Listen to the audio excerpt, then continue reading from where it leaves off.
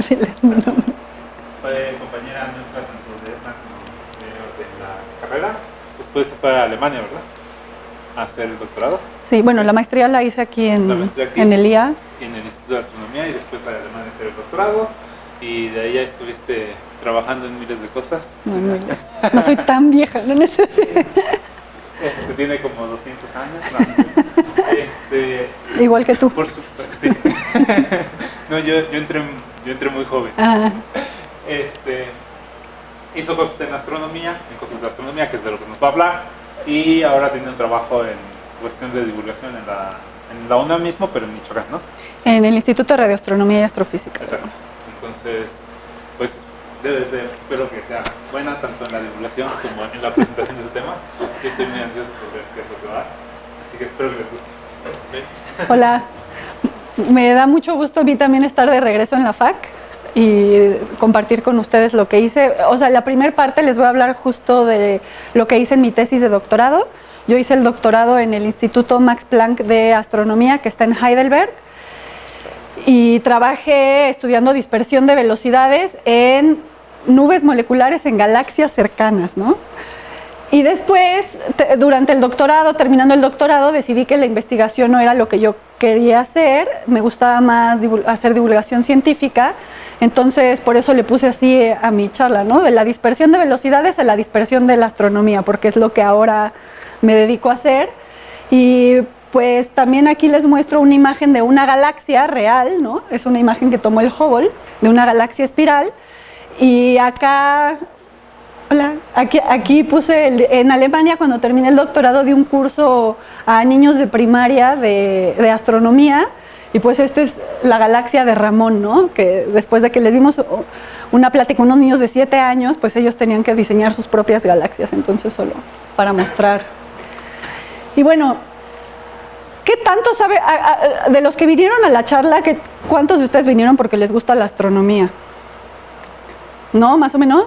¿Uno? ¿Así? ¿Dos? No, porque yo me acuerdo cuando entré yo entré a la facultad porque yo quería ser astrónoma desde que entré, ¿no? Y creo que hay un grupo de gente que por eso entra a estudiar física, entonces quería saber más o menos qué tanto es así, qué tanto saben de astronomía, ¿no? De lo que les voy a hablar es del medio interestelar. No sé si saben qué es el medio interestelar, qué tanto tenga que ir, más o menos. Digo, va a ser un repaso muy rápido, pero para que sepamos más o menos cómo ha sido el desarrollo del estudio del medio interestelar, ¿no? Y a mí me parece muy interesante que justamente, por ejemplo, aquí les pongo esta imagen de Herschel de 1784, que fue como el primer dibujo o modelo que teníamos de nuestra galaxia, ¿no? Que Herschel se puso a ver con su telescopio, Herschel y su hermana, ¿no? Porque aparte trabajaban los dos, que a las hermanas casi no se les daba crédito, pero ella también tuvo una importancia muy fuerte en esta investigación, pues se ponían a contar estrellas, ¿no? Y ver las estrellas hacia dónde estaban, pero bueno, aquí la suposición que se tenía es que se podían ver todas las estrellas que había, ¿no? Y si no se veían estrellas es porque ya no había estrellas para allá. Entonces, tomando esta suposición, esta era la figura, o sea, sí es como ellos se imaginaban a la galaxia, a la Vía Láctea, en donde el Sol o nuestro sistema solar estaba prácticamente en el centro de la galaxia, ¿no? Después vino Kapteyn en 1899 e hizo un modelo diferente. Digo, aquí no está dibujado. La gran diferencia, que es lo que muestro aquí, es que en el universo de Kapteyn ya tenía placas fotográficas. O sea, en la astronomía fue un gran cambio poder usar placas fotográficas, porque antes, pues, ese mapita era como, ahí veo una estrella y la dibujo, ¿no? Ahí veo una estrella y la dibujo. Y con la placa fotográfica, pues ya se puede poner la placa, tú dejas a tu telescopio recolectando fotones y pues puedes hacer más cosas. Para empezar, pues ver más estrellas, ¿no? Porque el ojo, pues captura un número muy pequeño de fotones, pero si tú dejas una exposición mucho tiempo, pues puedes ver objetos más débiles. Entonces, Kapteyn también fue el primero que pudo determinar un poco distancias, porque con las placas fotográficas podía ver una estrella y ver más o menos cuánto se movía después de muchos años, ¿no? El movimiento de las estrellas, y entonces medir un poco las distancias. Entonces, aquí, por ejemplo, pues no ven ninguna escala de distancia, solo es como la forma, pero no una escala. Y aquí hay una escala de distancia en donde Kapteyn dijo que la Vía Láctea tenía como 30.000 años luz, pero él seguía poniendo el sistema solar en el centro, ¿no? Está todo en el centro. Muy bien. Unos años después, Shapley, bueno, a principios del siglo XX, Shapley estudió los cúmulos globulares de la galaxia, también con fotografías. Ajá. Y los cúmulos globulares son un grupo de estrellas que están juntas, por eso se llama cúmulo, muy viejas, ¿no? Que están unidas gravitacionalmente. Y entonces Shapley se puso a ver cómo era la posición de estos cúmulos y cómo se movían estos cúmulos, y él fue el primero que movió al Sol. Si ven, el Sol ya no está en el centro de la Vía Láctea, sino que el Sol, el sistema solar, está como a 8.5 kiloparsecs de distancia, y eso lo determinó por la cinemática de los cúmulos globulares, porque él vio que pues se movía, o sea, el centro gravitacional no estaba en donde nosotros estamos, sino que está en otro lado, ¿no? Y también dio una escala de la galaxia de 30 kiloparsecs, más o menos, y que los cúmulos globulares van más arriba, 40 kiloparsecs. Y por esa misma época, en 1920, se dio un debate que es muy famoso en astronomía, que se llama el debate Shapley-Curtis, que bueno, una de las cosas que nos enseña este debate es que la ciencia no se debate, ¿no? O sea, no es una cuestión de opiniones, no es una cuestión de ver quién vota por una cosa y quién vota por la otra. Aquí el gran debate era este. Esto es como Shapley se imaginaba el universo, en donde tenemos a la Vía Láctea, que era una Vía Láctea enorme, y al mismo tiempo se observaban unas nebulosas espirales, le llamaban como nubes espirales o nebulosas, y él pensaba que eran nubes que estaban dentro de nuestra galaxia, entonces que nuestra galaxia era el universo, ¿no? Es el universo de Shapley. Y Curtis, por otro lado, decía que la Vía Láctea era mucho, mucho más chiquita, y que estas nebulosas eran otras islas universo, ¿no? Que había otras galaxias por ahí. Y pues discutieron, y había científicos que estaban a favor de uno, a favor de otro, y no se llegó a nada con el debate, ¿no? Aquí les quiero mostrar cómo se hacía en esta época, en 1920, astronomía, ¿no? Así es como se tomaban las imágenes astronómicas. Estas son las placas fotográficas de Harvard. En Harvard se dedicaron con ciertos telescopios a observar todo el cielo, ¿no? Y observarlo, y hacían placas fotográficas, todavía existen. Son edificios llenos de placas fotográficas, y pues aquí también digo, esto lo puse porque justo acabo de leer un libro que habla sobre esto, y las personas que se dedicaban a ver con mucha precisión estas placas eran mujeres, eran como las computadoras de Harvard, que eran mujeres que querían dedicarse a hacer ciencia, pero pues en esa época era muy difícil estudiar. Y el director del observatorio de Harvard pensó que era una buena idea pues darles chance de que hicieran este trabajo que los científicos hombres no querían hacer, ¿no? Porque pues es una friega estar viendo placas fotográficas. Y fue maravilloso, ¿no? Porque se descubrieron muchas cosas estudiando o sea, cada una de estas cositas es una estrella, ¿ok? Este es un cúmulo, por ejemplo, de los que estudió Shapley.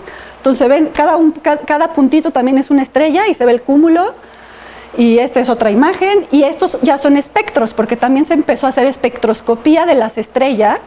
O sea, tú pones un prisma, un espectrógrafo frente al telescopio, y entonces puedes dispersar la luz de las estrellas, y en esta época fue también en donde se empezaron a dar cuenta que había distintas estrellas, ¿no? Había estrellas con diferentes líneas de absorción, de emisión, diferentes colores, intensidad, pero pues había que ver cada una de estas. Entonces, toda esta discusión, o sea, estas imágenes se las pongo para que se den cuenta de qué datos se tenían para tener esta discusión de cómo es el universo en el que nosotros vivimos, ¿no? Que aquí, por ejemplo, algo que también me parece súper interesante es que estamos hablando de 1920, de este debate en donde no sabíamos si había otras galaxias o no. Y Einstein publicó la teoría de relatividad en 1915, ¿no? Entonces Einstein define el espacio-tiempo y la relatividad general, y no se sabía ni siquiera si vivíamos en una galaxia, universo, o había más galaxias. O sea, es impresionante, ¿no? Bueno, a mí me parece. Y estas son fotografías de estas nebulosas que les digo que no sabían qué eran, ¿no? Por ejemplo, está la nebulosa de Orión, que no sé si ustedes alguna vez la hayan visto por un telescopio o sepan qué es. Conocen a la constelación de Orión, ¿no? Con los hombros, bla, bla. Tenemos el cinturón de Orión, que son los 3 Reyes Magos para nosotros, y está la espada. Pues en la espada también se ven como 3 estrellas. La de en medio no es una estrella, es la nebulosa de Orión, que ahora sabemos que es una nube en nuestra galaxia, una nube gigantesca de gas en donde se están formando estrellas. Y Andrómeda es la galaxia más cercana a nosotros, espiral, ¿ok? Pero pues si ustedes ven estas 2 imágenes y no tienen esta información, digo, esta está como espiralita y esa no, pero pues son nubes. Las fechas son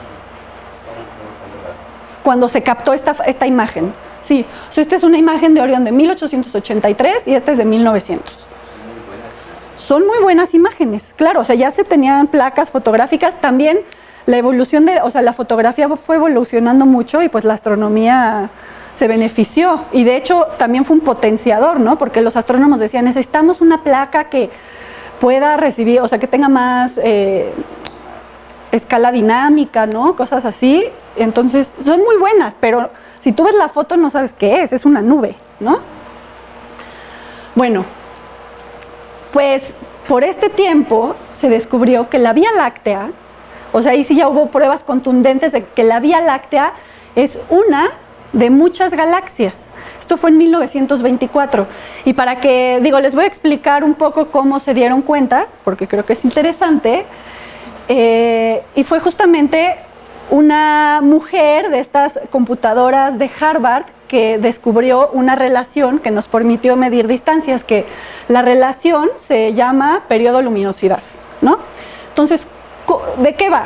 Hay unas estrellas que se llaman cefeidas, porque la primera estrella de este tipo se descubrió en la constelación de Cefeo, y lo que pasa es que el brillo, la magnitud de esta estrella cambia con el tiempo, ¿no? Ahí pueden ver esta gráfica, que la estrella se vuelve más luminosa, se vuelve menos luminosa, se vuelve más luminosa, etc.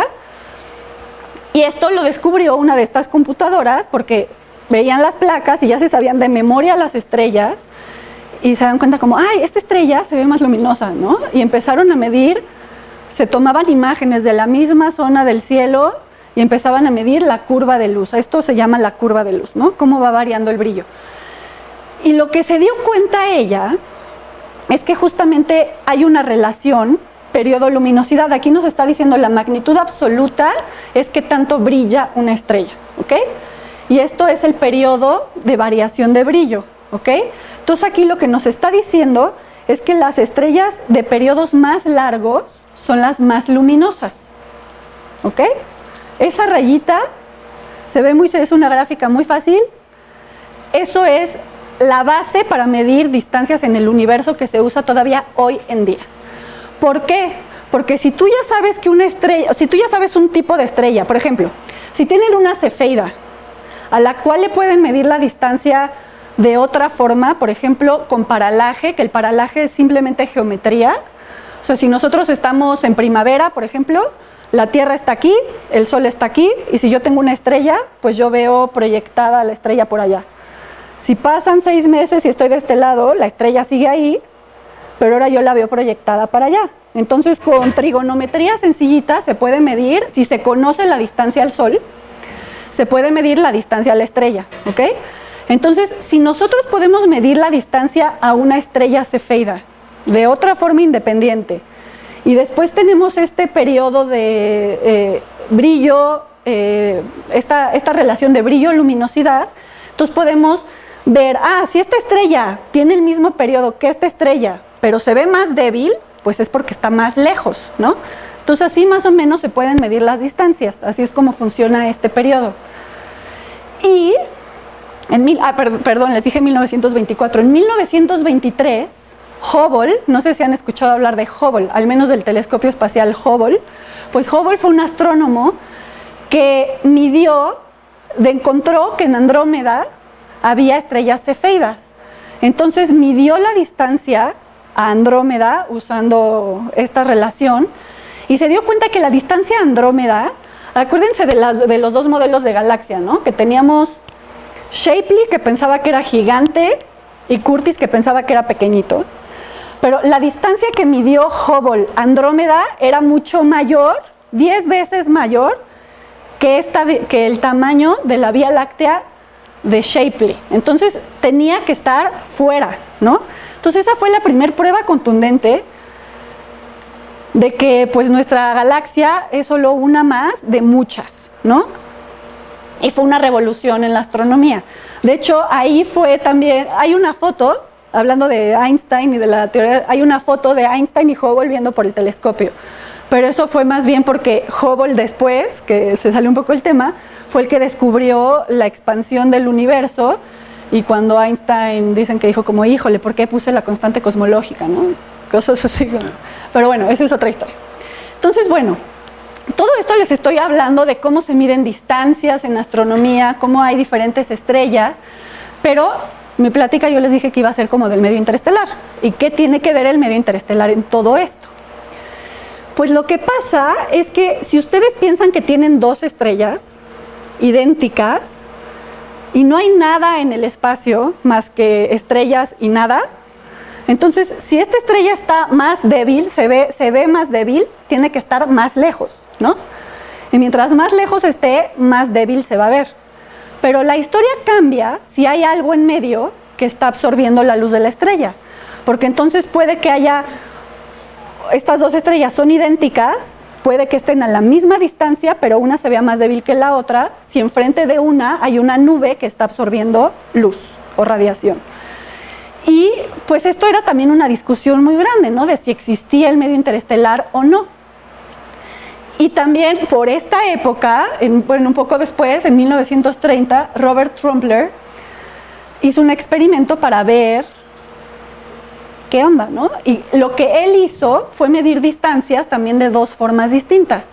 Entonces él usó otro tipo de cúmulos. Los cúmulos abiertos son grupos de estrellas muy jóvenes que no necesariamente están unidos gravitacionalmente, pero como son muy jóvenes y acaban de nacer, más o menos todos tienen el mismo tamaño, ¿ok? Y entonces él lo que hizo fue medir la distancia usando el tamaño aparente. O sea, si tú supones que todos los cúmulos abiertos son del mismo tamaño y un cúmulo se ve más pequeño, pues es porque está más lejos, ¿no? Si te lo llevas para allá. Entonces esa es una forma de medir distancias, que es, está este dibujito, ¿no? Si está cerca, pues se ve grandote, si está lejos, se ve chiquito, y entonces así das un estimado de la distancia. Y la otra son distancias fotométricas, que es lo que les mencioné antes. Si se ve más brillante y supones que estos dos cúmulos son parecidos o iguales, entonces si está más brillante es porque está más cerca, si está más débil es porque está más lejos.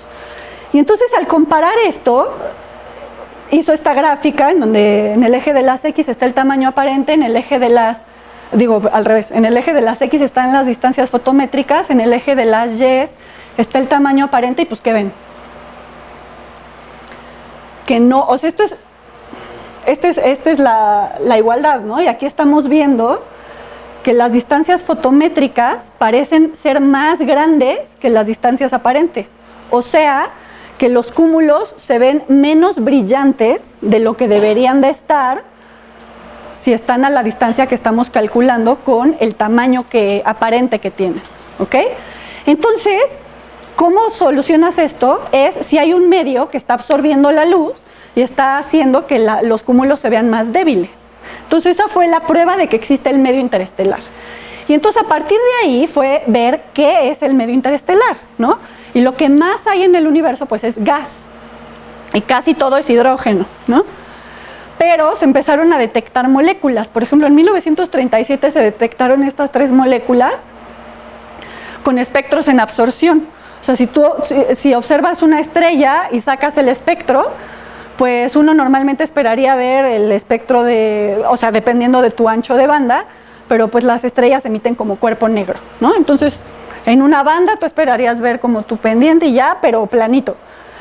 Y lo que se ve es que hay algo que está absorbiendo ciertas longitudes de onda, ¿ok? Hay luz que está siendo atrapada por algo. Y entonces con física nuclear y ves la energía de la transición, pues se sabe que son transiciones energéticas en esas moléculas, ¿ok? Y pues esas son moléculas, pero yo les dije que lo que más hay en el universo es hidrógeno. Ajá. Pero el hidrógeno, pues, ¿cómo se observa, no? En 1945, esto es otra historia muy interesante de la astronomía, Van der Hulst predice la existencia de 21 centímetros. Antes de que se observara, él haciendo cálculos, dice, debe haber una línea a 21 centímetros del hidrógeno. Y esa línea, ¿cómo se produce? Pues hay el nivel energético del estado base del hidrógeno se separa por la interacción de los espines del protón y del electrón, ¿ok? Entonces aquí pueden ver que el estado de mayor energía corresponde a espines paralelos y el estado de menor energía corresponde a espines antiparalelos, ¿ok? Y es una transición de muy, muy, muy baja energía. Ahí pueden ver 10 a la menos 6 electronvolts y eso justamente corresponde a 21 centímetros, ¿ok? Entonces, Van der Hulst dice eso en el 45 y pasan 6 años para que la emisión en 21 centímetros se detecte. Y este es el telescopio, la antena que se usó, porque muchas veces también uno piensa en los telescopios como, esa es una antena de radio que está hecha para captar emisión a estas frecuencias o estas longitudes de onda, y pues se detectó la emisión de hidrógeno. Y esta es una transición que de hecho tiene, o sea, es de muy, muy, muy baja probabilidad también. Lo que pasa es que hay tanto hidrógeno en el universo que es una línea que se observa súper fácil, o sea, no necesitas mucho tiempo con el telescopio para verla, ¿no? Y aquí les pongo, digo, esta imagen no es de ese tiempo, pero es para que tengan una idea de cómo se observa una línea de hidrógeno.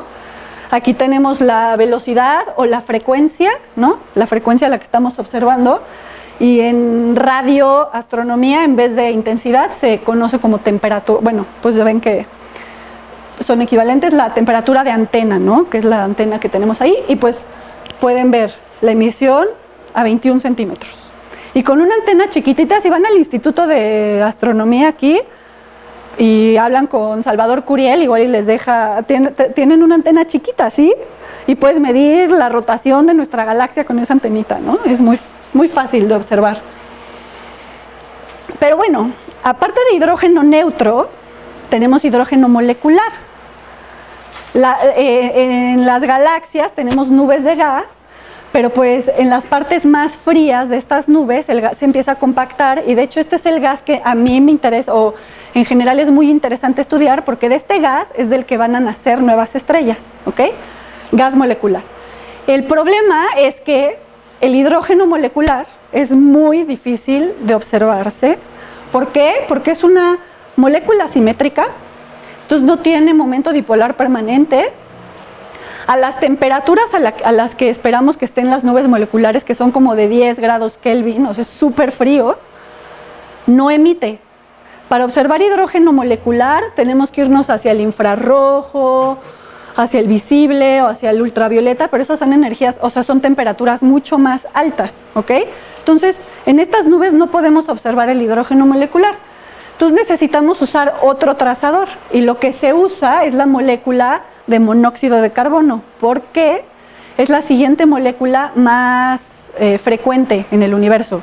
Aunque la razón entre abundancia de CO con H2 es 10 a la menos 4, ¿ok? O sea, es mucho menos frecuente. Ajá.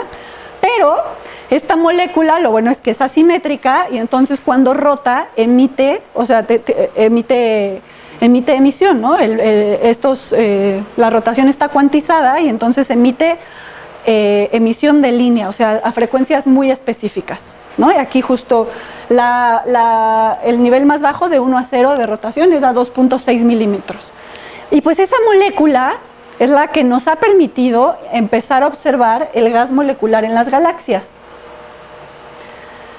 Y ahora lo que sabemos, o la idea que tenemos, es que tenemos un medio interestelar multifase, ¿no? Entonces ya les dije que hay hidrógeno atómico, aquí les puse también los numeritos para que ustedes se den una idea de la diferencia entre estas fases.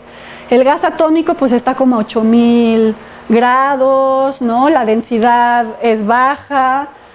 El gas molecular está mucho más frío y son las regiones más densas, pero también tenemos gas ionizado, del cual casi no voy a hablar hoy, que ese sí está muy caliente, ¿no? El gas se ioniza principalmente por el efecto de las estrellas que acaban de nacer y los fotones ultravioleta de estas estrellas masivas, o sea, son estrellas mucho más grandes que el Sol, calientan este gas, ¿ok?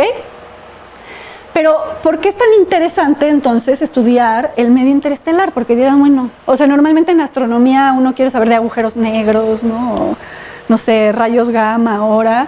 ¿Y el medio interestelar qué? Pues es muy importante entender cómo se da el cambio entre estas fases para poder entender, por ejemplo, el proceso de formación estelar que ya les había comentado. Y el proceso de formación estelar es algo básico para poder entender la forma que tienen las galaxias hoy en día. ¿Ok? ¿Por qué hay galaxias espirales? ¿Por qué hay galaxias elípticas? ¿Por qué en unas se forman estrellas? ¿Por qué en otras no? ¿No? Entonces, todo eso, para saberlo, para poder saber para poder llegar a un agujero negro necesitamos una estrella, y para tener la estrella necesitamos medio interestelar, y necesitamos que el medio interestelar colapse en una estrella, ¿ok? Entonces, por eso es muy importante, para poder lograr el vínculo con la evolución galáctica. Y bueno, ¿cómo observamos el medio interestelar extragaláctico? Porque también hay entre los astrónomos están los galácticos y los extragalácticos, ¿no? Y es muy diferente por los tamaños, las distancias, etcétera. Entonces, para poder estudiar... bueno, y algo que no sé si sepan, si no les gusta tanto la astronomía, es que la resolución de un telescopio tiene esta relación. O sea, qué tanta resolución espacial tenemos depende de la longitud de onda a la que estemos observando y del tamaño del telescopio, ¿no? Entonces, si yo tengo una longitud de onda pequeñita, si estoy en los nanómetros, pues no necesito un telescopio tan grande para poder ver Andrómeda, ¿no? Por ejemplo, la foto de Andrómeda de 1900, no eran telescopios enormes, ¿no? Era un telescopio bastante chiquito comparado con los telescopios que tenemos ahora. Pero, si recuerdan las diapositivas anteriores, yo estoy tratando de observar emisión a 21 centímetros, a 2.6 milímetros, o sea, son longitudes de onda, órdenes de magnitud mayores que la luz visible, ¿no? Que nosotros vemos. Entonces, si yo quiero observar el 2.6 o una galaxia completa, porque lo que les dije también es que con una antena chiquita puedo medir la curva de rotación de la galaxia, ¿no? Lo que pasa es que ahí estoy observando un pedacito. Si yo quiero observar una galaxia completa fuera con un radiotelescopio, necesito algo enorme. El radiotelescopio más grande que existe ahorita está en China. No sé si han escuchado hablar del radiotelescopio en Puerto Rico, en Arecibo, que utilizan un volcán, ¿no? En el volcán está el plato del telescopio y todo el cráter del volcán es el telescopio. Pues en China dijeron, nosotros también queremos tener un telescopio gigante. Movieron una aldea del lugar, había un valle, movieron una aldea del lugar, hicieron ciertas explosiones para darle mejor curvatura y pusieron un telescopio de 200 metros de diámetro, ¿no? Algo así. Pero eso no se puede hacer mucho, y aparte son telescopios que no puedes mover. O sea, tienes 200 metros y está viendo, tienes que esperar a que la Tierra gire para ver tus objetos, ¿no? Entonces, la solución, para darle la vuelta a eso, se utilizan interferómetros. Que este es el VLA, que es un interferómetro que está en Nuevo México. ¿Vieron Contacto? No, así, véanla, ¿no? Así. Pues este es el interferómetro que sale en la película de Contacto, ¿no?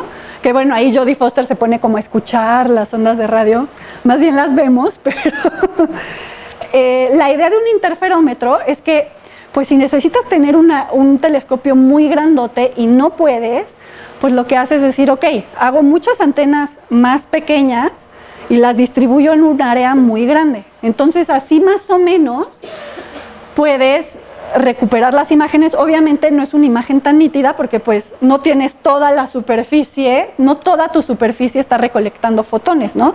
Tienes muchos agujeros. Pero entonces, para tratar de paliar eso, tienes que esperar un tiempo para que la Tierra gire y entonces como que se va llenando un poco el espacio, o cambias la configuración mueves las antenas y tratas de llenar un poco más el espacio. Y así es como se hacen observaciones extragalácticas del gas molecular, ¿ok? Si en cualquier momento tienen una pregunta o algo, pregunten, ¿eh? O sea, interrúmpanme. Bueno, y esto no sé si sea muy básico, ¿no? Pero mejor para que todos estemos en el mismo nivel, es ver qué es una línea en absorción o una línea en emisión, ¿no? Entonces tenemos a nuestra estrellita que está sacando luz en todas las longitudes de onda, ¿no? Cuerpo negro, acuérdense. Y la luz viaja y pues de repente se encuentra con un átomo. Si justamente dependiendo del estado de excitación del átomo y de ionización y muchas cosas, pues puede que absorba cierta longitud de onda, ¿no? Entonces, bueno, me espero.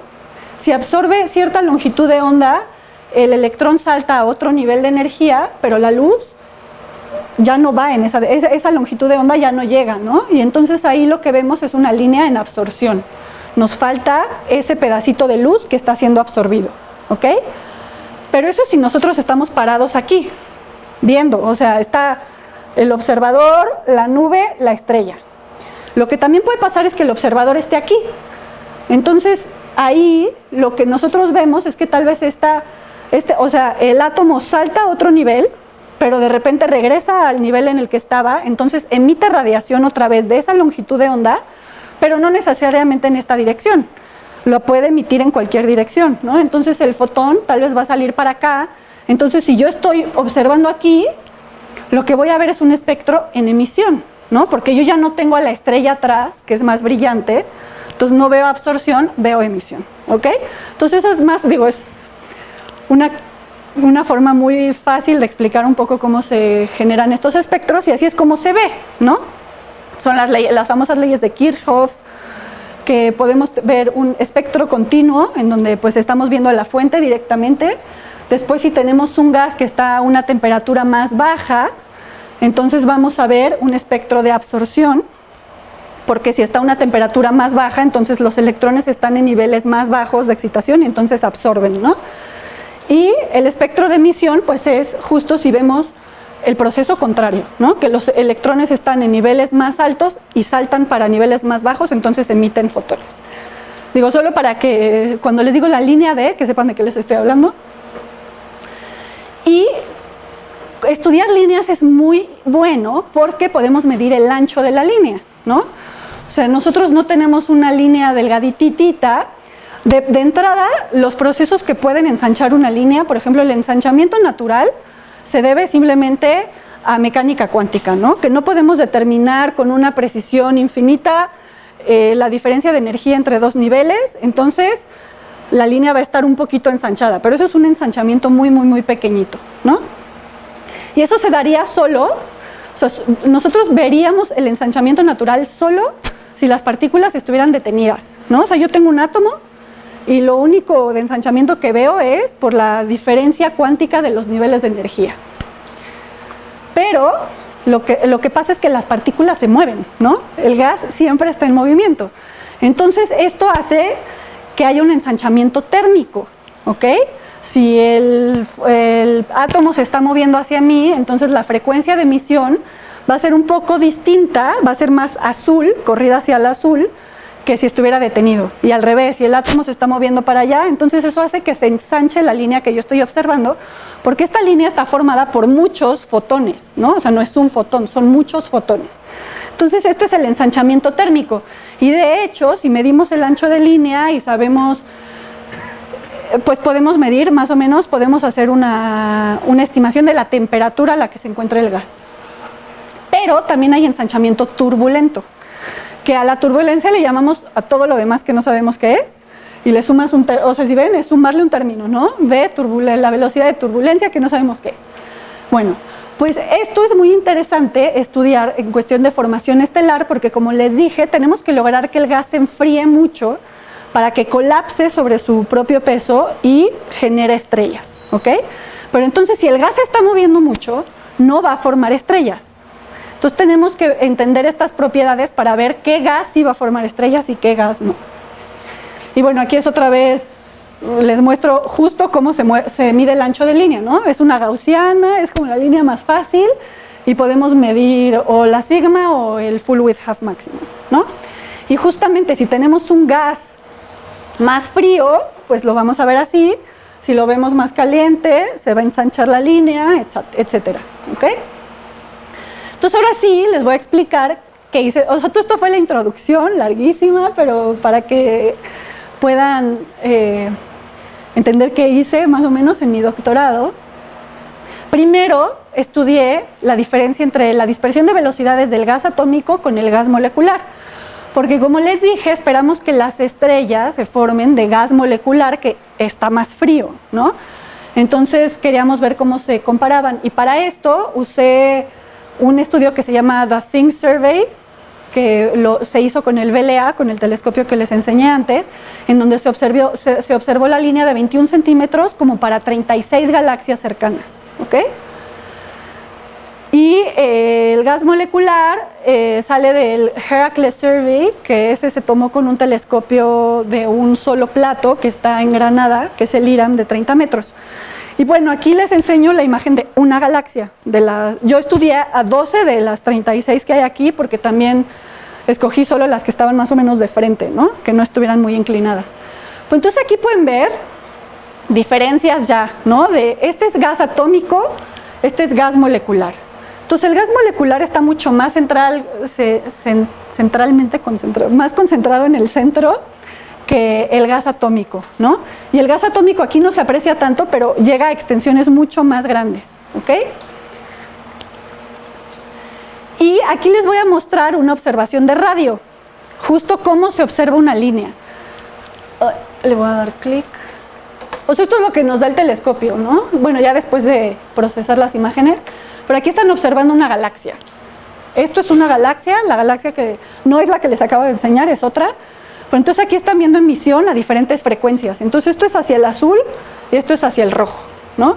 Entonces, que haya emisión en el azul de un lado y en rojo del otro, lo que me está diciendo es que a pesar de que tal vez se ve derecha la galaxia, no está completamente de frente, sino que está un poco inclinada y está girando.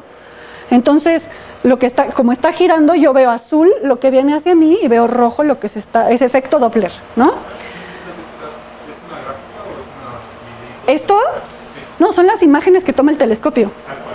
O sea, diferentes frecuencias. Lo que pasa es que tomas una imagen a una frecuencia, o sea, es como un GIF de todas las frecuencias, ¿no? Entonces aquí estoy viendo hacia el azul, veo la parte de la galaxia que está emitiendo más hacia el azul que mi frecuencia central, y aquí estoy viendo lo que está emitiendo en rojo. Entonces justo es giro, ¿no? Cuando ves un videíto así, es una galaxia rotando, clarísimo, ¿no? Sí. ¿La ves? Sí.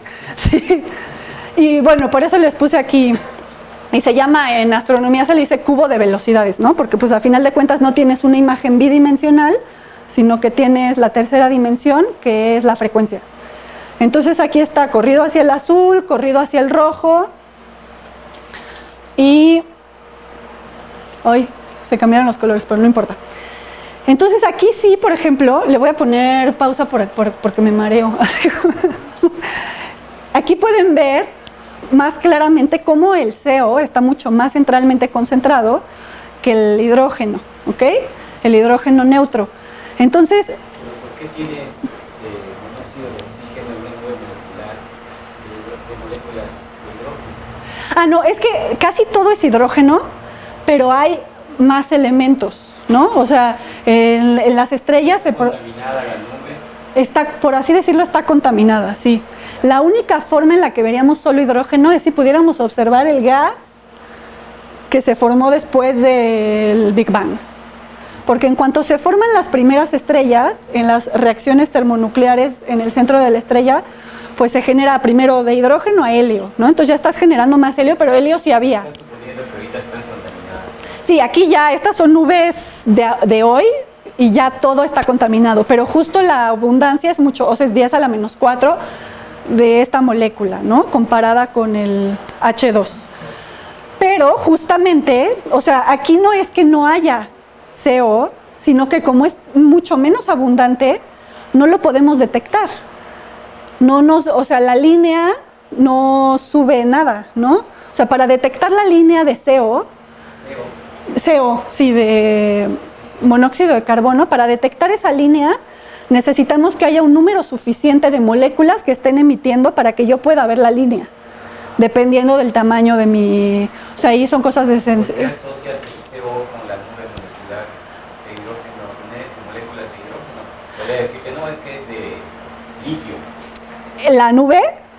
Ah, no, porque lo que sí sabemos es que casi todo, el 90% por masa del universo, masa bariónica, es hidrógeno, ¿no? Y el litio podría hacerse la suposición... Litio, por decir algo. Sí, O sea, pero, litio se puede hacer la suposición, pero lo podríamos observar. o sea, me estás diciendo que algo que no puedes detectar, Ujú. que es El hidrógeno, las nubes de moléculas de hidrógeno, sí. están allí y son el 90% del universo. No, bueno, el 90% del universo es toda la masa bariónica, que también es gas ionizado y gas neutro, ¿no?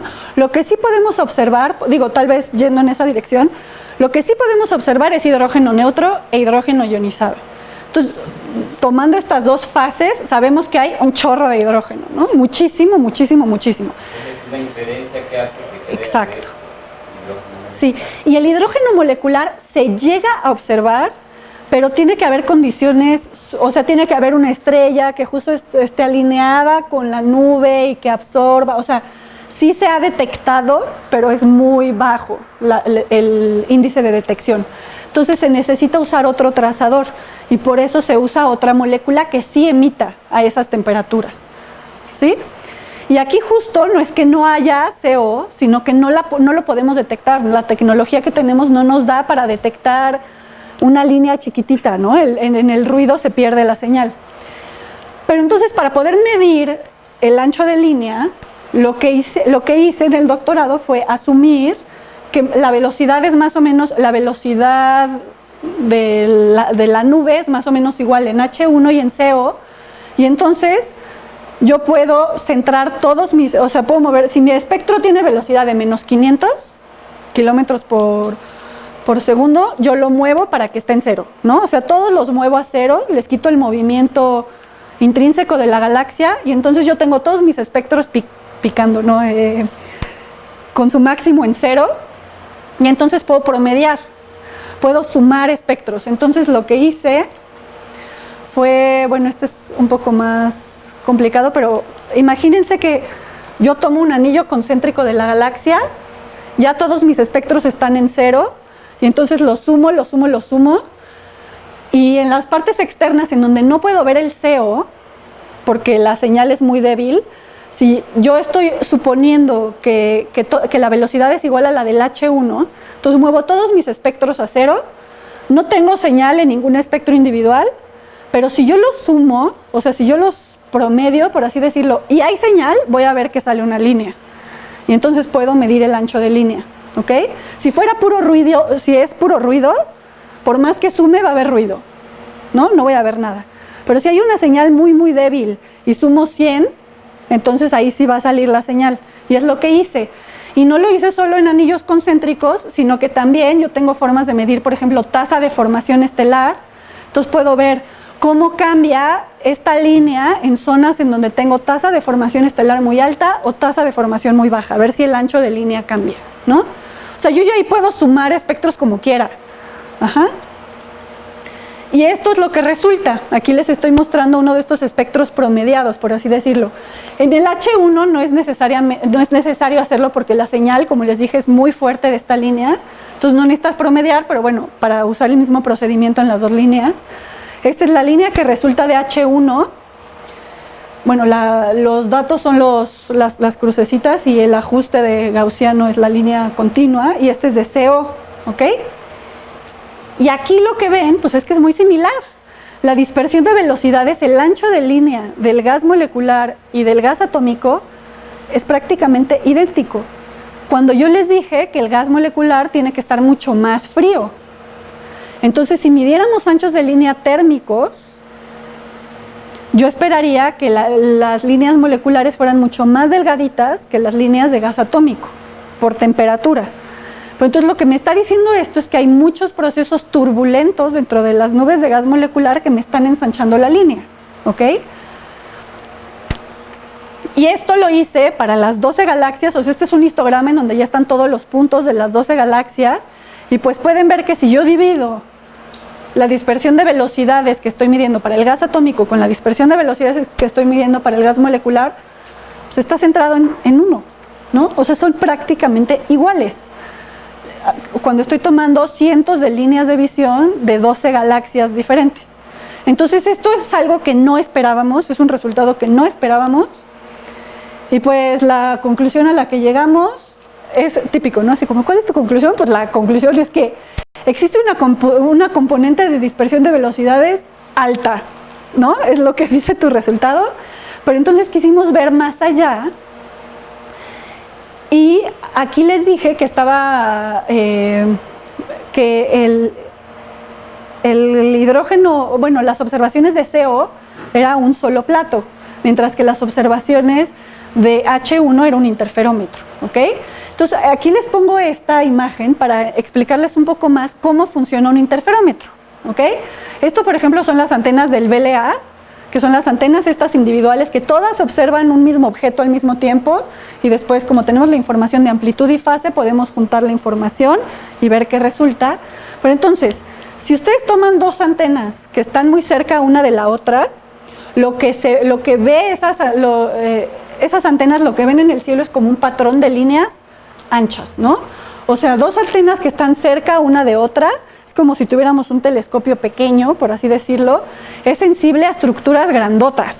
Yo no puedo ver una estructura pequeña con un telescopio pequeño. Entonces, este es el patrón del cielo. Sin embargo, si me voy a dos antenas que están muy separadas una de la otra, el patrón del cielo pues es mucho más pequeño. Entonces, soy sensible a estructuras mucho más pequeñitas, mucho más compactas. Y pues son transformadas de Fourier, ¿no? A final de cuentas, todo. Y justamente en esta imagen es lo que les muestro. Esta imagen, esto es, si uso todas las frecuencias, veo al chavo, ¿no? Como es. Pero si solo uso las frecuencias altas, entonces veo solo los detalles muy pequeñitos. Si uso las frecuencias bajas, que son las líneas de base cortas, entonces veo como la información más difusa, más extendida.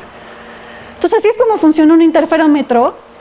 Y lo que quisimos hacer fue comparar observaciones en CO de antena, de una sola antena, con el interferómetro, ¿ok?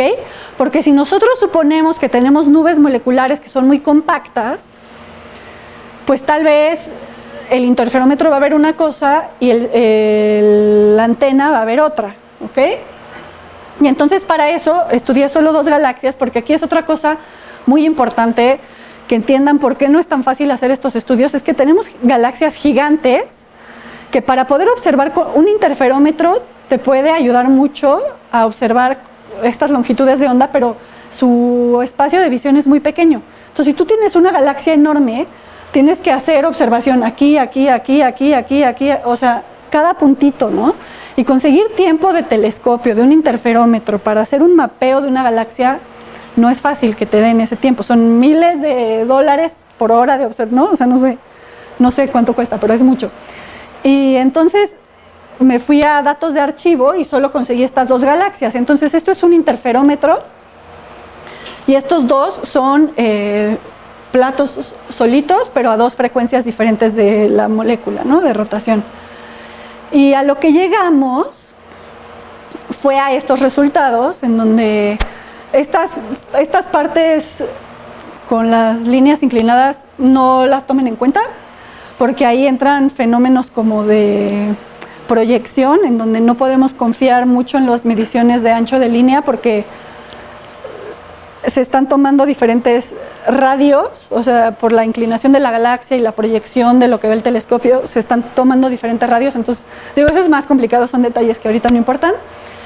Pero entonces aquí tengo las observaciones de... me falta una. No, ok.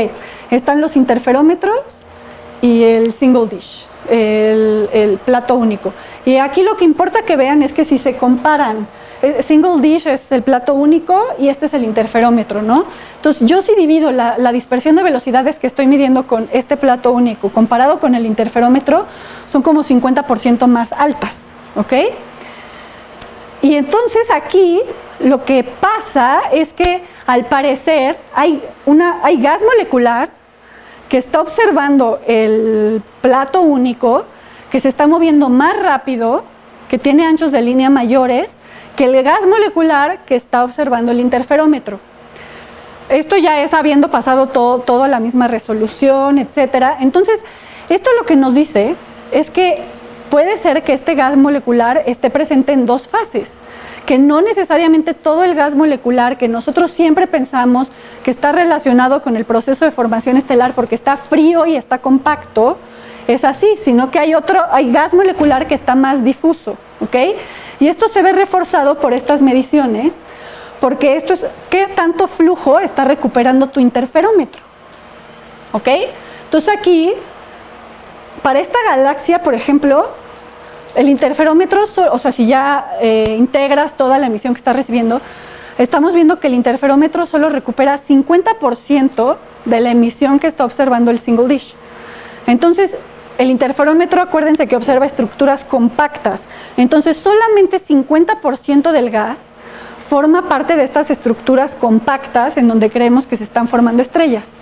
Ustedes pueden decir como, pero en astronomía siempre se toma en cuenta como lo que yo estoy midiendo de gas molecular, todo el gas molecular forma estrellas, todo. Y los procesos de evolución estelar toman en cuenta eso. Y cuánto tiempo se tarda en formar una galaxia de tal forma, toma en cuenta cuánto gas se está transformando. Entonces, si 50% del gas no está siendo transformado, cambia, ¿no?, la historia. En la otra galaxia no está tan claro eso. Entonces, pues el problema es que tengo dos galaxias, ¿no? Es como yo digo sí, yo digo no, y hay que hacer más estudios. Terminando el doctorado, me fui a más resolución, que justo es Andrómeda. Andrómeda es la galaxia que tenemos más cercana, ¿no? Entonces ahí tal vez es ver, bueno, pues si puedo estudiar con más detalle algo más cercano, igual y me sirve para dilucidar qué está pasando. Esta es una imagen de Andrómeda. El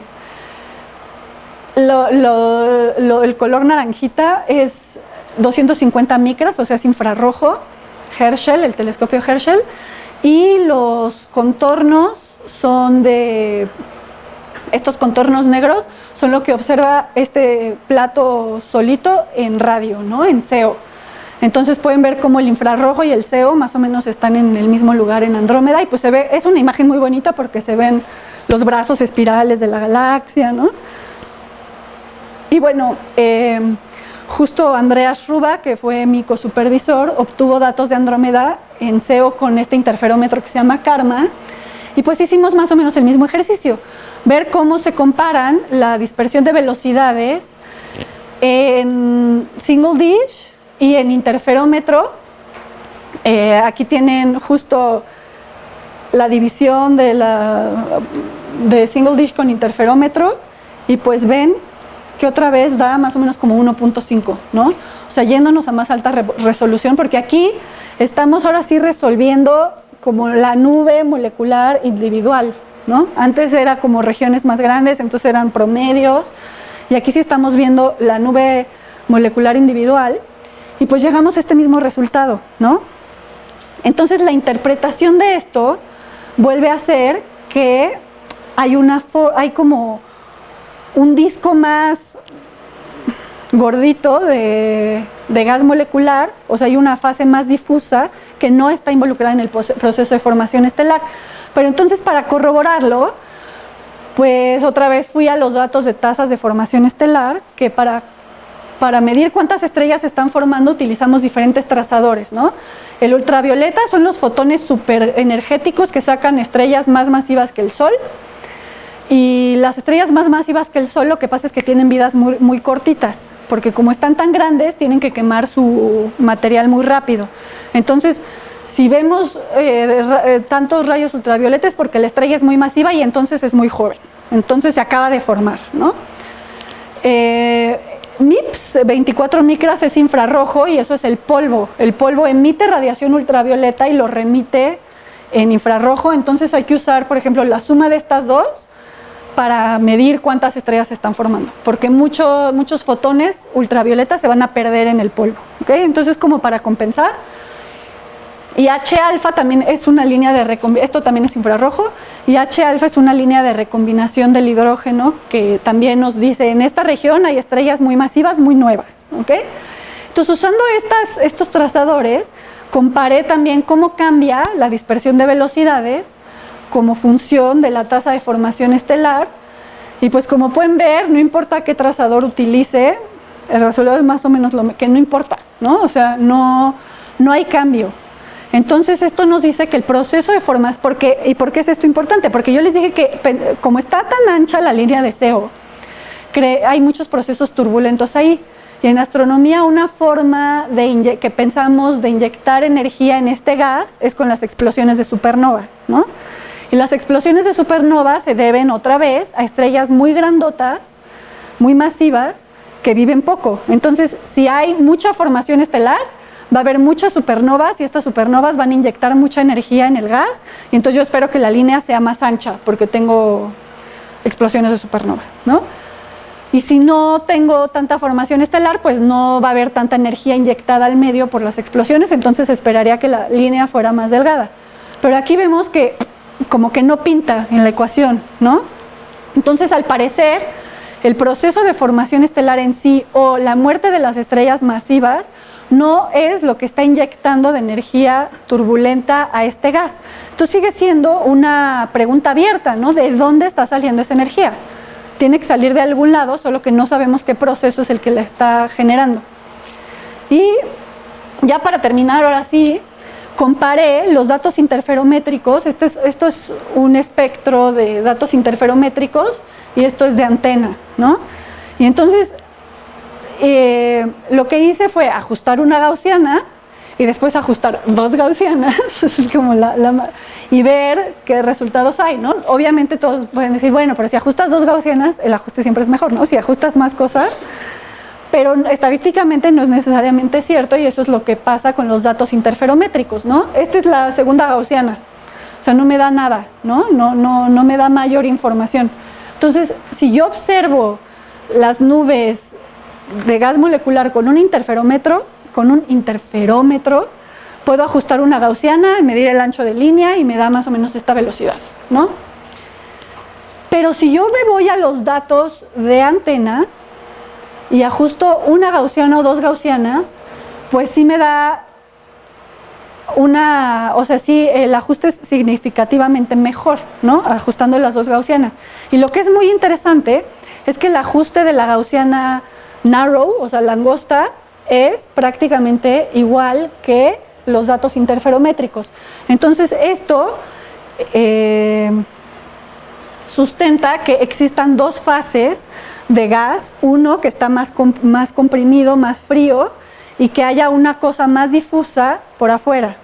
Lo importante es poder medir qué tanto de este gas es difuso, ¿no?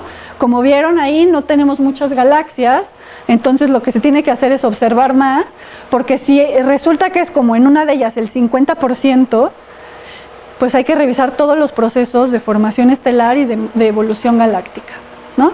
Entonces, bueno, las conclusiones y el mensaje central es que el gas molecular se encuentra distribuido en un intervalo de escalas espaciales, y pues es importante ver cómo se relaciona con el proceso de formación estelar. O sea, ya no decir todo el gas molecular forma estrellas, hay que checar, ¿no? Y bueno, con eso termino la parte como más científica de lo que hice en mi doctorado, y ahorita solo en 3 diapositivas les voy a contar muy rápido lo que hago ahora. Porque como les dije al principio, terminando el doctorado decidí no seguir con investigación, y a mí me gusta mucho hacer divulgación científica. Entonces, desde hace un año, justamente en septiembre, regresé a México y empecé a trabajar en el Instituto de Radioastronomía y Astrofísica haciendo divulgación. Estoy a cargo del área de comunicación de la ciencia, o de divulgación científica. En Morelia, sí, en el campus de la UNAM en Morelia. No sé si alguno lo conoce. Es muy bonito. De hecho, si alguno está pensando en hacer una maestría en geofísica, en astronomía o en el posgrado de astronomía de aquí, de CU, es idéntico al de Morelia e idéntico al de Ensenada, ¿no? Pero Morelia es más barato, no hay tráfico. No, es mucho más barato, eso sí. Bueno, si quieren hablar del posgrado, luego se pueden acercar conmigo. Pero bueno, estas son algunas de las cosas que hace el instituto en divulgación. Tenemos las pláticas de viernes de astronomía, que creo que hay algo muy similar aquí en CEU también, en el Instituto de Astronomía, que es una vez al mes, hay una charla de astronomía para el público en general. La Noche de las Estrellas, que me imagino que también todos conocen, que se hace aquí en las islas, pues nosotros tenemos sede también en Morelia, entonces es mucho más chiquito, pero también hacemos nuestros talleres de astronomía.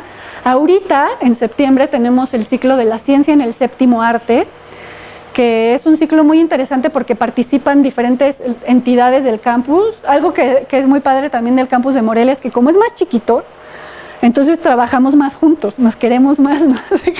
Aquí, pues, CU es enorme, ¿no? Pero entonces en este ciclo lo hacemos en colaboración con la Universidad Michoacana y con Cinépolis. Entonces nos prestan una sala todos los sábados de septiembre a las 10 de la mañana. Se proyecta una película de cine comercial y al final 2 investigadores de diferentes institutos comentan la película. Entonces este es el póster de este ciclo, por ejemplo, y ahorita presentamos, la primera película fue La Llegada, no sé, The Arrival, la de los extraterrestres pulpo que vienen, y comentaron un lingüista y un biólogo. La semana pasada proyectamos El día después de mañana, entonces comentó del Instituto de Ecología y otro de Geografía. Este sábado va a ser Eterno Resplandor de una mente sin recuerdos. Les digo las películas, ya sé que no van a ir a Morelia mañana a ver la película, pero para que vean que son temas muy diversos, ¿no? No está centrado en astronomía. El día después de mañana, después va a venir Pompeya, que comenta, los geofísicos siempre escogen una película que tenga un volcán, entonces Pompeya, y al final terminamos astronomía y matemáticas con figuras ocultas, ¿no? Entonces esto es todos los septiembres, y también vienen escuelas, una escuela a la semana viene al campus normalmente y les damos una charla de astronomía, y tenemos un museo al aire libre que se llama el Paseo de las Ciencias, entonces también ahí les explicamos cosas y participamos en muchas ferias científicas, ¿no? Y yo empecé este año con un nuevo proyecto que se llama La UNAM en tu tenencia, que tenencia es como a lo que se le llama una parte del municipio en Michoacán, que yo cuando llegué a Michoacán y me decían la tenencia, yo pensaba que era del coche, ¿no? Como la tenencia. No, es como un barrio, no sé cómo, la tenencia Morelos tiene 19 colonias, ¿no? Y está al ladito de la UNAM. Aquí está, este es el mapa de Morelia, aquí está el campus de la UNAM y esta es la tenencia Morelos. Entonces algo más o menos similar aquí con la colonia Santo Domingo, por ejemplo, ¿no? Que es una colonia muy poblada, muy grande, que tiene problemas de delincuencia, etcétera, y que está pegada a la universidad, ¿no? Entonces yo planteé este proyecto para ir a la tenencia Morelos, porque hay muchas actividades en la UNAM y se hacen muchas actividades y pues tú puedes decirles vengan, pero pues hay muchas veces que se siente como extrañamiento, como que no, uno dice como ¿qué es eso, no? La UNAM, y no sentirlo parte de. De hecho hay una anécdota que da risa, pero que no es muy chistosa. Un investigador del instituto hace como 3 semanas estaba corriendo, terminando de trabajar, ¿no? Porque aparte es uno de los investigadores que más trabajan, ¿no? Entonces ya eran, no sé, las 7 de la noche, salió a correr y un señor le gritó, ya ponte a trabajar, ¿no? Entonces como los ven y han de decir, pues ¿estos qué, no? ¿Qué hacen todo el día? Y nosotros estamos, no sé, sin trabajo, viendo... ¿eh? Y entonces, para que sea un proyecto que pueda ser sostenido, también es una colaboración de las diferentes entidades. Para ir cada 2 meses va una entidad diferente, o sea, un centro de investigación o un instituto, y lleva alguna actividad de divulgación científica de su área, ¿no? Entonces es ir a una plaza de la comunidad y que la gente se acerque y estar ahí, pero ha servido, o bueno, yo donde veo que ha servido es que, pues yo, por ejemplo, yo voy y me pongo a platicar con las personas que van y les cuento también de que hay cosas en la UNAM y de que pueden venir y Y justo hubo un viernes de astronomía, de estas charlas de astronomía, como 2 semanas después, y por primera vez llegaron como 3 familias, ¿no? De Tenencia Morelos. Entonces es una forma en la que sí se trata de lograr que haya más cercanía entre la comunidad y la comunidad universitaria. Y esta es una foto muy mala, pero es como la línea de cuando fuimos con astronomía, pues aparte de una charla llevamos telescopios, entonces ahí están en la fila para observar con los telescopios, y el Centro de Ciencias Matemáticas llevó como un taller de papiroflexia, entonces era así, armar figuras geométricas, y estuvimos ahí 4 horas, pero la gente estaba ahí las 4 horas, ¿no? O sea, llegaron y hasta que no nos fuimos, armando papelitos, y los del IES, del Instituto de Ecología y Sustentabilidad, llevaron también bichos y, no sé, huesos de animales y no sé qué tanto, ¿no? Y finalmente, este es un proyecto que ahorita que me faltó la E, acabo de meter un proyecto PAPIME, a ver si me lo aceptan, para ir no solo como a lo que está cerca, sino a ir a otras comunidades de Michoacán, pero en un trueque de conocimiento, ¿no? Como no llegar con esta idea de yo vengo a enseñarte la ciencia, ¿no? Sino que ahí la idea sería de ir a proponerles alguna actividad, pero a cambio de que ellos nos enseñen algo a nosotros, ¿no? O sea, que sea un intercambio de conocimientos. Entonces, no sé, y lo que quieran, ¿no? Puede ser como desde cómo preparan un platillo en su comunidad, o cómo organizan alguna fiesta patronal, o por ejemplo, pensando en astronomía, ¿cómo entienden ellos el cielo? ¿Por qué es importante ver las estrellas para ellos? Sí es importante, si no, ¿qué historias o leyendas tienen? Y pues esos son los proyectos que tengo hasta ahora y ya, así.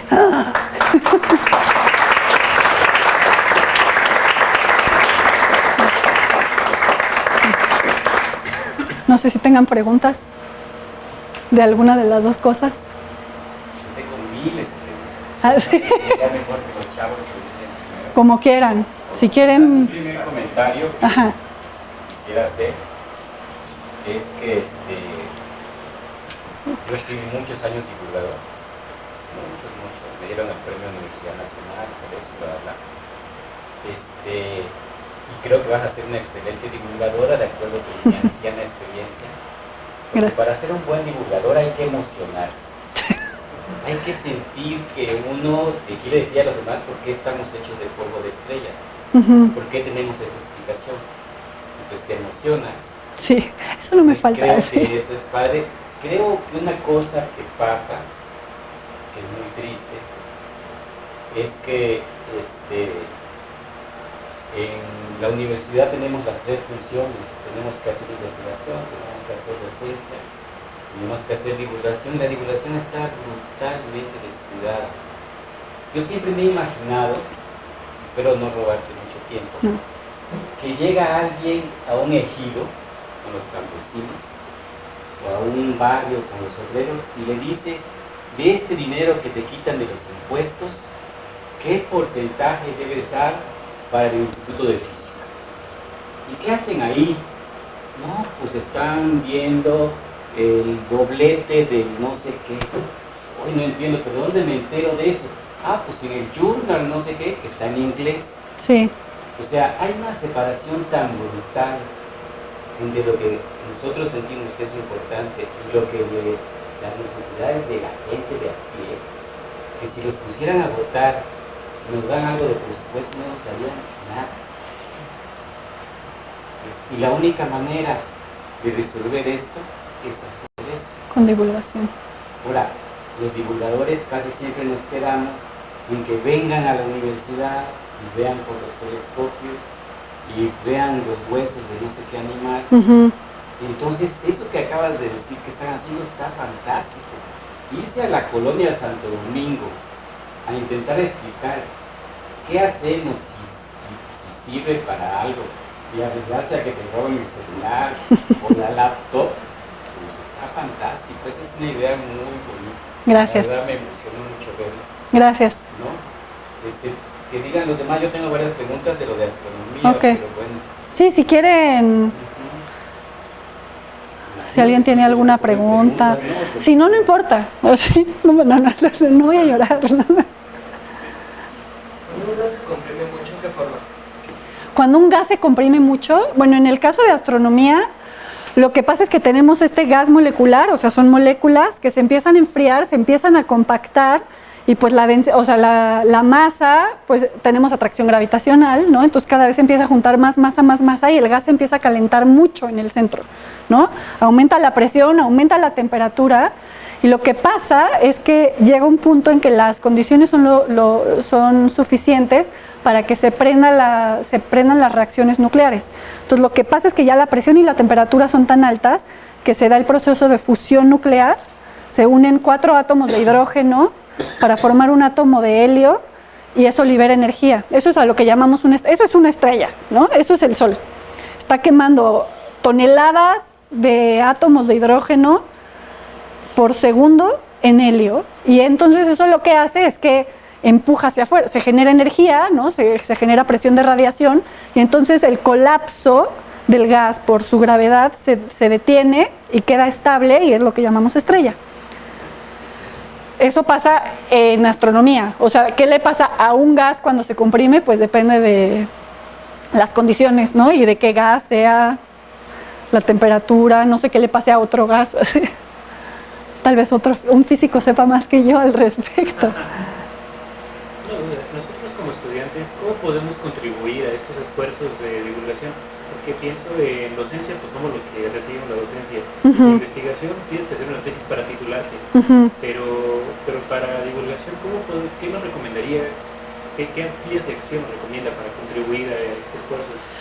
Bueno, en divulgación, hablo de mi experiencia propia, necesitamos muchísimos voluntarios. O sea, si les gusta hacer divulgación o si les gustaría ver si les gusta hacer divulgación, porque no se sabe hasta que uno no lo hace, al menos en Morelia, por ejemplo, yo siempre estoy buscando voluntarios, ¿no? Si quieren para servicio social, para de solo en la tarde, ¿no? O para Noche de las Estrellas. Aquí me imagino que es igual en los diferentes institutos.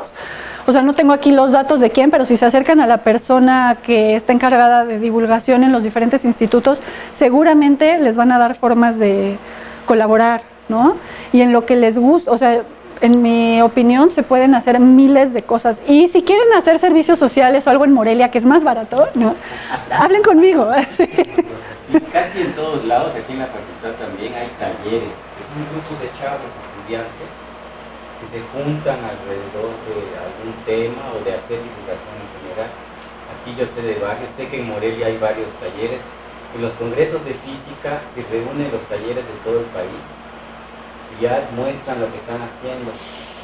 Es casi con que estés en tercer, cuarto semestre, de ahí para allá, ya puedes hacer divulgación, porque hay un montón de cosas que sabes y si tienes amor por la gente, pues las puedes platicar de manera emocional, ¿no? Aquí había un taller de burbujas, la gente del universo tiene varios talleres, ahí si quieres te puedes anclar en Universum. En Universum también. Atendiendo una sala. Aquí en la UNAM se puede hacer de muchas formas. Lo que nadie se ha atrevido a hacer, que está muy padre, es arriesgarse, acercarse. Tenemos Santo Domingo, punto. Eso estaría, bueno, de hecho hay colectivos también de estudiantes que son independientes de los institutos. Ahora conocí en el Congreso de la SOMEDICIT, que es la Sociedad Mexicana de Divulgación de Ciencia y Tecnología, hay uno que se llama Bombilla, no me acuerdo bien, pero si quieres luego te paso el dato. Hay otro que se llama Divu, que son estudiantes que se organizan ellos para hacer divulgación y estaría padrísimo que salieran, o sea, como 3 grupos o algo así. Pero existen, o sea que esos son aparte independientes de cualquier instituto, ¿no? Que son estudiantes mismos que se organizan. Entonces estaría, yo creo que súper padre replicar esto, no solo en la colonia Santo Domingo, en miles de colonias, ¿no? Escuelas, prepas. Sí. Si te quieren arriesgar, puedes ir a una parroquia. ¿El CONACYT? La versión de la Ciudad de México. Ah, como, ok. Eso tiene esta versión de Ciencia en las Calles, que están reclutando personas para Pues sí.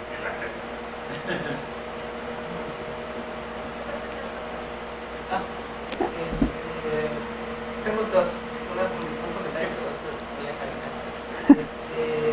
Tengo entendido de que en la producción de estrellas cierta parte de ese gas sale expulsado de los objetos cercanos, pero sabemos por qué. Sí. O sea, me recuerda mucho como que ocurre en una hoja. Sí, Bueno, en astronomía lo que pasa casi siempre, o sea, el gas está moviéndose, ¿no? Ya vimos que hay movimiento del gas. Entonces, si tú empiezas a comprimir un gas y tienes un gas que se está moviendo y tiene una rotación neta, por ejemplo, lo que vas a formar es un disco, porque la conservación de momento angular no te permite comprimir al gas en la dirección perpendicular al eje de giro, bueno, en las direcciones, ¿no? Porque por eso se forma un disco. Entonces, lo que pasa es que terminas teniendo como un disco, y los discos se forman tanto en el proceso de formación estelar como en agujeros negros, ¿no? O sea, el agujero negro también siempre tiene un disco alrededor. Entonces, lo que pasa es que tú tienes que perder momento angular para poder lograr que el material se condense, ¿no? En el centro, se vaya hacia el centro. Entonces, una forma para perder momento angular es justo con estos jets. Se generan jets que surgen del disco y entonces sacan material y radiación en las direcciones justo del eje de giro, y entonces es una forma en la que puedes perder momento angular, aunque no se entiende muy bien, ¿eh? Como toda esta cosa de pérdida de momento angular, los discos son algo que es súper estudiado todavía en astronomía, porque hay muchos mecanismos que no se entienden bien de cómo se da esta pérdida de momento angular, pero sí se observan jets en las estrellas que están formándose, se ven jets, las estrellas que se están muriendo se ven jets, ¿no? Entonces sí, es más o menos así. Sí, hay varios grupos de educación. Yo pertenezco a uno. Ah, pues di cuál y... Somos Iguani de educación. También sé de otros grupos, otro grupo de educación que es como el grupo hermano de Iguani, que es Conexión Ciencia. Ok. Igual somos un grupo de jóvenes de todos los semestres, incluso se acaba de titular en maestría uno de los integrantes. Y bueno, como comentario, pues sí, siento igual lo mismo que decía Humberto. Se ha descuidado mucho la divulgación, y incluso he notado, bueno, dentro de nuestras pláticas entre los integrantes, pues haces divulgación, ¿no? Incluso entre los investigadores, ¿no? Entonces yo creo que sí es importante que nosotros como estudiantes tengamos experiencia dentro de todo, ¿no? Docencia, investigación, divulgación. No, o sea, a lo mejor no te vas a dedicar a lo mejor yo no me voy a dedicar a la divulgación, pero sí para tener como respeto a esa parte. Bueno, yo creo que es muy importante ser como sinceros en qué es la investigación, qué es el desarrollo de la ciencia. Yo estoy totalmente de acuerdo en que hay muchas veces que todavía hay una reacción como, yo misma, digo, les cuento mi experiencia, ¿no? Entré al Instituto de Radioastronomía, yo tengo un doctorado en astronomía, ¿no? Y tengo publicaciones y muchas veces como, pero tú haces divulgación, y yo es como, o sea, la cosa es que hay gente que puede ser muy buena divulgando, hay gente que es muy buena dando clases, y hay gente que es muy buena, hay gente que es buena en todo, pero casi nunca se da el caso, ¿no? O sea, a mí me tocaron profes que podrán ser súper investigadores, y yo en las clases era como... No, sí, o sea, prefieres leer el libro porque de plano no te pueden explicar, y no es que no sepan, es que no pueden explicar, y no tiene nada de malo. De hecho, yo creo que justo lo que tendría que hacerse es que se acepte la diversidad, en que en la ciencia se pueden contribuir de diferentes formas, también en la docencia, ¿no? Que hay veces que hay alguien que es súper bueno dando clases, y entonces da más clases, pero entonces no publica tanto, y entonces eso le quita puntitos, ¿no? Y es como, bueno, ¿por qué no mejor te aprovechas de las habilidades que tienen las diferentes personas para llenar todos los huecos que se necesitan en la sociedad? Pero bueno, la única forma de ir hacia allá es empezar por nosotros, y de reconocer la labor, y de no menospreciarla, y de ver el valor que tiene, porque aparte o sea, en esta cosa de trueque conocimiento, por ejemplo, yo creo que ni siquiera es solo dentro de la ciencia menospreciar, sino que yo soy científico, ¿no? Y es como, lo que yo hago es súper importante, y el señor que recoge la basura en tu casa también, lo que él hace es súper importante, porque si no vas a vivir en una montaña de basura, ¿no? O sea, cada quien en lo que le toca y en las posibilidades que tiene, pero hay que respetar y agradecer, y no sé, el papel que cada persona juega en la sociedad, ¿no? Un par de preguntas técnicas. Sí. No entiendo, o sea, es una pregunta que siempre me he hecho. O sea, se comprime gas, molecular. Aumenta muchísimo la presión, aumenta la temperatura, empieza la reacción hidrógeno-helio. Esa reacción hidrógeno-helio dispara rayos gamma, ¿no? No Y muchos. La reacción, un pasito que se emite Un fotón, sí. un fotón gamma. ¿Cómo es que si se emite en el centro del Sol un fotón gamma, si uno ve la luz desde fuera, ve un espectro continuo? ¿De dónde fueron surgiendo Los otros fotones? Bueno, lo que pasa es que de que se forma la reacción nuclear a que los fotones salen de la estrella pasan miles de años. O sea, los fotones, la opacidad le decimos como a qué tanto se absorben y tal.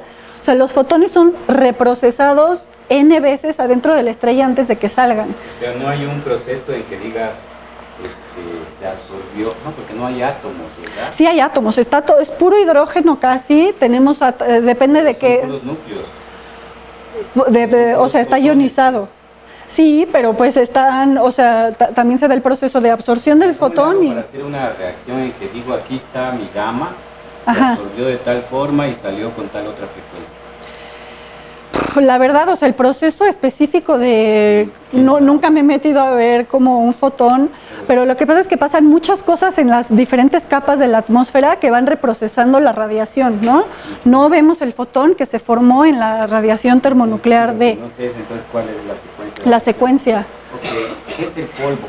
Y aparte de que emite también porque es un gas a una temperatura, o sea, más bien por lo que emite en un espectro tan amplio es porque tienes un gas a una temperatura, ¿no? Y entonces nosotros, de hecho, lo que nosotros vemos del Sol es solo la fotosfera, que es lo que está a 5000 grados, pero adentro hay a 15 millones de grados, ¿no? Entonces también dependiendo con qué instrumento se vea, pues se ve la emisión de las diferentes capas del Sol, pero es una emisión de un gas a cierta temperatura, que entonces por eso vemos la radiación de cuerpo negro, por ejemplo, ¿no? ¿Qué es el polvo? Porque hablaste de gas y hablaste de polvo. El polvo es polvo, o sea, es literal como el polvo de la mesita en el gas, porque tenemos moléculas, ¿no? Entonces en el gas se forman moléculas, estas moléculas se juntan y forman pedacitos de polvo, ¿no? Silicatos, unos muy famosos son los PAS, que son los hidrocarburos aromáticos policíclicos, ¿no? O sea, son moléculas de carbono y tal, un poco más grandes y es polvito. Ya. Una última pregunta. Está interesantísimo tu trabajo en cuanto a poder discriminar que haya en la nube molecular de hidrógeno zonas en distintas fases. Pero ¿no sería algo muy razonable que, siendo un montón, cuando se forma un núcleo, un punto de agregación, rompa la nube en la fase que se está agregando ahí, la que está alrededor? Sí, o sea, normalmente, de hecho, siempre se tiene un perfil de densidad, ¿no? Y siempre puedes esperar que tienes la parte más densa y entonces si te vas moviendo hacia afuera, bajas la densidad. Lo que es interesante es ver la proporción de gas que está en una fase mucho más difusa de lo que se esperaría, ¿no? Con modelos. Y es lo que pasa es que en astronomía es más bien como lo que observas y entonces ves. Y lo que se pensaba es, observo gas molecular y de este gas nacen las estrellas. Pero el proceso de formación estelar, de hecho, o sea, contadito así, pero los detalles también son cosas que no se conocen. Y para poder conocer bien los detalles necesitamos saber bien cómo está esa fase. Pero sí.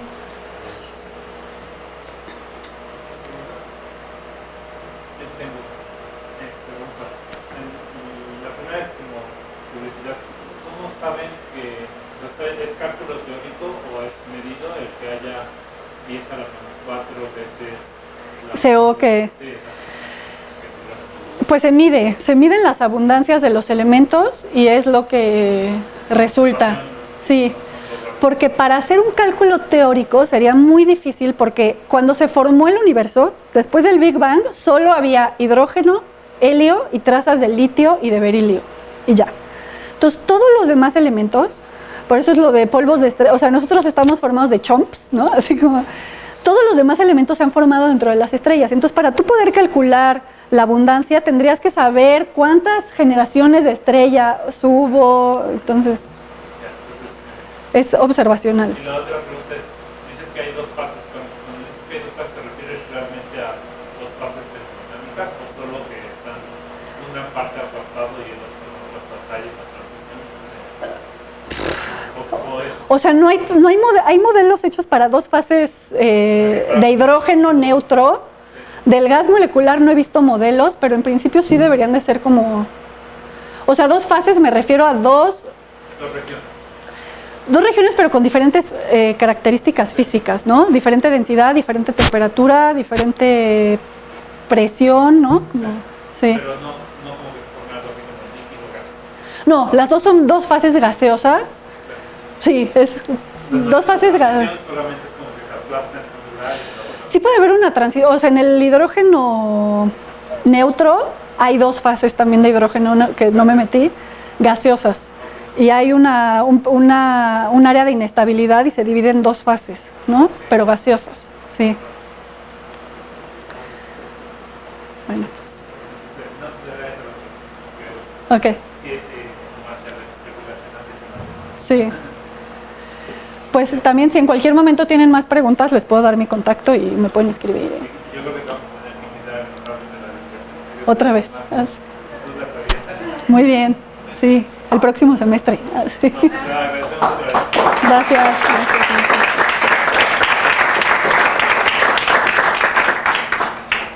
Ah, bueno, ya. Así. No tengo compu yo. ¿Te apagas ahorita? Ay, qué calor. Ah, no, lo bajaste nada más. Sí, por eso te digo, si quieres lo borro para que... No importa, o no sea, importa. si a ti